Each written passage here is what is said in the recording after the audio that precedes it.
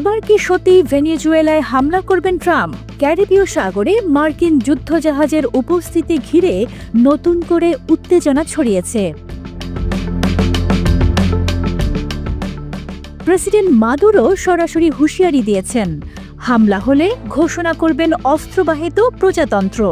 ভেনেজুয়েলার president Nicolas Maduro অভিযোগ করেছেন, যুক্তরাষ্ট্র তার সরকারকে উৎখাতের ষড়যন্ত্র করছে।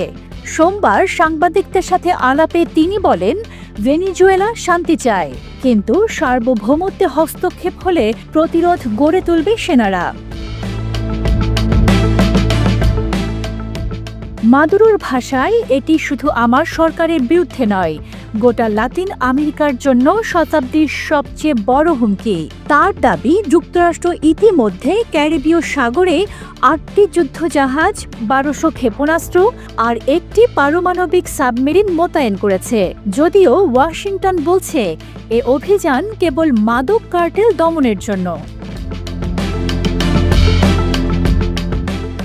এদিকে ভেনেজুয়েলার সীমান্তে সেনা মোতায়েন করেছে এবং হাজার হাজার নাগরিককে অস্ত্রধারী মিলিশিয়ায় যোগ দিতে আহ্বান জানিয়েছেন মাদুরো। তিনি স্পষ্ট জানিয়ে দিয়েছেন, আক্রমণ হলে পুরো জাতি নামবে সশস্ত্র প্রতিরোধে।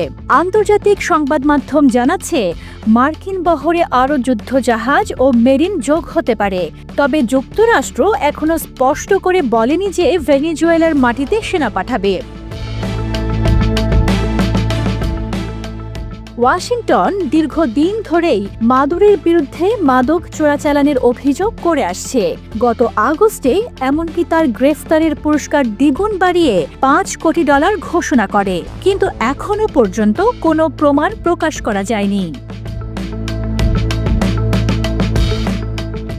এদিকে মাদুরো দাবি করছেন, বিতর্কিত ২০২৪ সালের নির্বাচনে বৈধভাবে জয়ী হয়ে তিনি তৃতীয় মেয়াদে ক্ষমতায় এসেছেন। বিরোধীরা মানছে না ফলাফল, যুক্তরাষ্ট্র দেয়নি স্বীকৃতি। যুক্তরাষ্ট্রের যুদ্ধজাহাজ আর ভেনেজুয়েলার প্রতিরোধের হুমকি, দুই পক্ষের টানাপোড়েনে নতুন করে অস্থির হয়ে উঠছে লাতিন আমেরিকার আকাশ। পতাকা সারথি, বাংলাদেশ।